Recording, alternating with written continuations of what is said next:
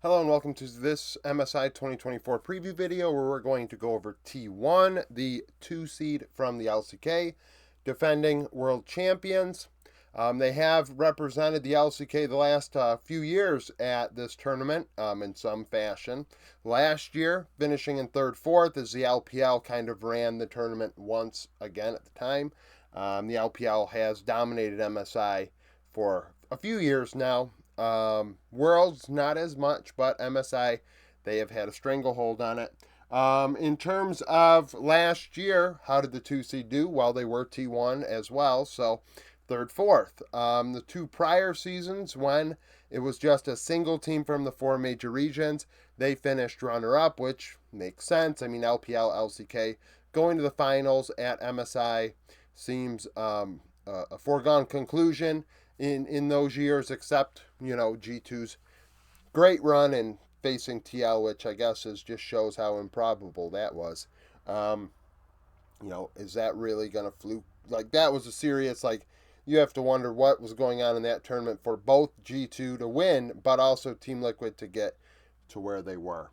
So the average age of this roster, 22.2 years old. They kept the starting five, something you rarely see in the LOL esports scene, is that a team actually sticks together for multiple years. Zeus in top lane, one of the best in the world. Did struggle in finals, that is without a doubt, but I mean, we know Zeus is one of the best in the world. He is easily top three, if not more. Had a 3-3 KDA, 8-8 CS per minute, 55-7 KP. Carry-oriented top laner, can do anything, but in my opinion, he is more suited for heavy resource. 1.37 return on investment. That's a stat where I divide damage divided by gold. How much damage is the player getting out of the gold they're receiving? And I did videos on this as well. These stats include regular season and playoffs, where those stats were only regular season. But either way, 1.37, very high. 21.9 gold share, 23.3 damage share. So the return on investments there in terms of share. How much gold is the team giving him and how much damage is he returning? At 15 minutes, he's ahead, 330 gold, 6 CS, down 5 XP. So all in all, slightly ahead in gold. Is it monumental? No, at 15 minutes, 330 is, it's a lead, but not a, gap. 27 solo kills and 15 champions played in 55 games. Aatrox, Twisted Fate, and K'Sante were his three most played. Internationally, he's 53-21 over his career. 2-4 KDA, 8-2 CS per minute, 57-2 KP. Keep in mind, KDA to me, for these international stats, it's kills plus assists divided by, multiplied by 0.5. I consider an assist worth half as much as a kill. Return on investment, very similar, 1.32. He is a carry-oriented top laner. On average, ahead, 550 gold, 10 CS, 405 XP internationally.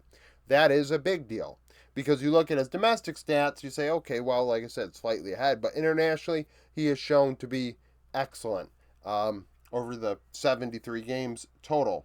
36 solo kills, finished runner-up in 2022 at MSI. That was his best finish. Oner, 21 years old, 3.7 KDA, 6.1 CS per minute, 67.4 KP. I'd like to think he's heavier resource, but truth is, he's honestly just kind of like moving around the rift wherever Faker wants him to go. Does find a way to get leads though in the jungle. Hard to really deny that when you look at his stats as we go over them. 0.91 return on investment. So not, when I say carry oriented, he's not necessarily carry oriented. He's high resource. He ends up returning that favor in terms of just tanking. And we'll go over that when we look at his champion, his trio of most played. But he's more tank, if anything, facilitator with that gold. 18.3 gold share, 12.6 damage share, very standard when we had players like not Jose, but there was somebody. There was a couple of players that really had a weird damage share relative to everybody else. We're seeing a lot of 18 and 12, but there are a couple players at this event that are like very important to their team in damage from the jungle role. Down 20 gold, up 6 CS, 110 XP, 9 solo kills, 12 champions played in 53 games. Rel is his most played, followed by Xin Zhao Li Sin. If Rel is your most played, you are not a carry-oriented player, at least at the moment. Internationally, 63 and 25. In these 88 games, he has a 3.1 KDA, 5.9 CS per minute, 70 KP. Very, very good numbers. 0.91 return on investment stays the same. On average, up 175 gold, 2 CS, 65 XP, had 13 solo kills. MSI 2022 is his best finish as runner-up. Faker will be turning 28 at this tournament. Obviously, the GOAT. Since his injury last year, he has come back and been really, really freaking good. And it makes you wonder how long he struggled with that injury prior to that. 5.2 KDA, 9.1 CS per minute, 70 KP. 1.5 return on investment. He actually leads the team in that. He is the most efficient player on the team in terms of dealing damage. 22.3 gold share, 26.1 damage share. He's actually the team leader in damage share. He is the carry of this team. Not many people probably think that, but actually, when you look at the damage, he actually is the carry of the team. On average, up 190 gold, 4 CS, 115 XP, 12 solo kills, and only 10 champions played. Very standard control mage pool here of Orianna, Talia, Azir, and then Corki thereafter. His 4 most played by far. Not many people able to play the Orianna like Faker into the Azir. That was a big thing at Worlds, and it's a big thing once again. Now we'll see how MSI, it plays out in terms of meta, but as of right now, Faker is one of the few that's pulling that off. Internationally, 165 wins and 65 losses. 3 KDA, 8.6 CS per minute, 61.4 KP. We must keep in mind these numbers are actually a culmination of literally 11 years now after this tournament of metas. Multiple Nautilus mid metas. You thought last year was the Nautilus mid meta? Look back at 2019 and get back to me. Like, he has played every meta. Lulu mid, like Zed mid, like carries and supports and things of that nature. So these stats are a wide pool here. 1.28 return on investment. On average, up 225 gold, 3 CS, 155 XP. Had 71 solo kills. He is a 2-time MSI champion in 2016 and 2017.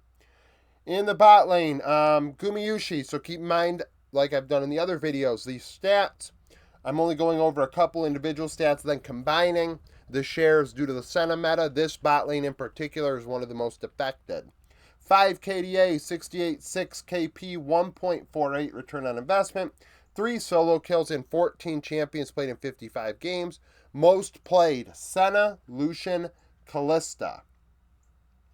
Internationally, Guma is 63 and 25, 4.3 KDA, 9.9 CS per minute, 62.9 KP. He is more of a KDA player at these events. A 1.14 return on investment screams KDA player. It screams passive.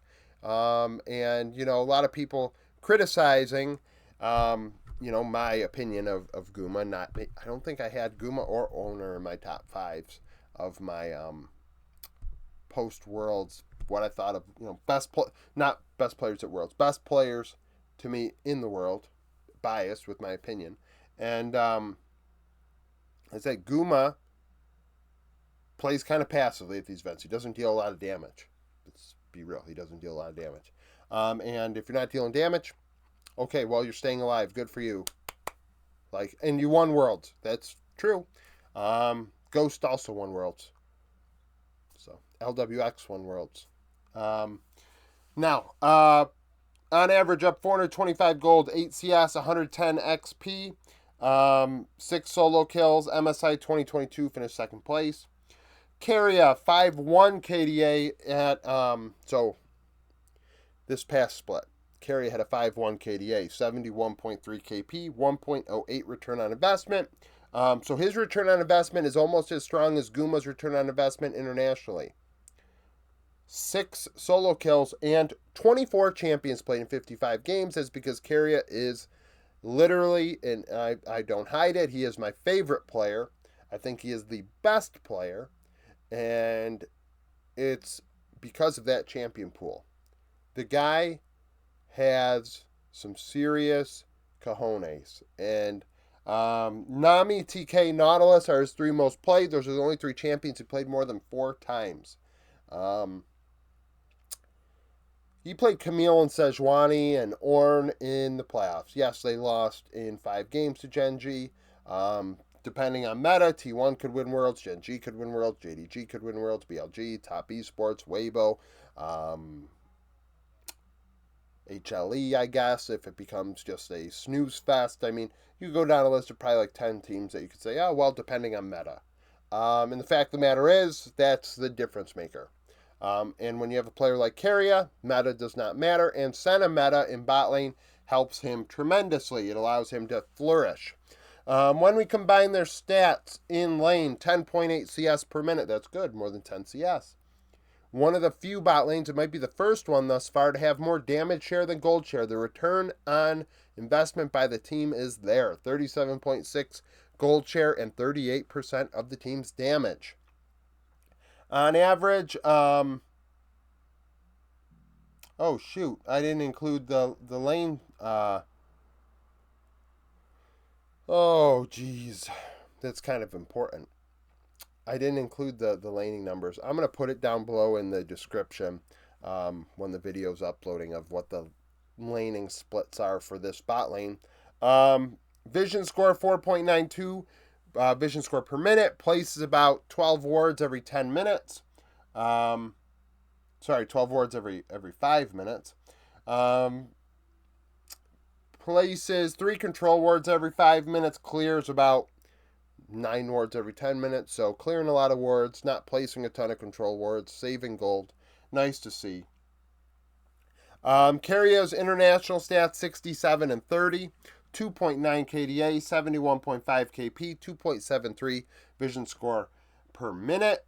Places about 9 wards every 5 minutes, 1 control ward every 3 minutes, and clears a ward every other minute. MSI 2022 finishing second place was his best showing at this tournament. Coma is the coach. He returned to the squad. Over his career internationally, he's 116 wins and 42 losses. The coach of the team when they won in 2015 and 2016. Coma is considered to be the greatest coach of all time. Now T1 finished second place, and the haters, of course, are excited. The haters are almost getting as bad as the fans. But either way, it is what it is. Thank you for watching. If you liked the video, like it. If you like the video, like it. Subscribe to the channel for daily League of Legends content. Follow me on Twitter, join the Discord, become a YouTube supporter, and I hope to see you again tomorrow.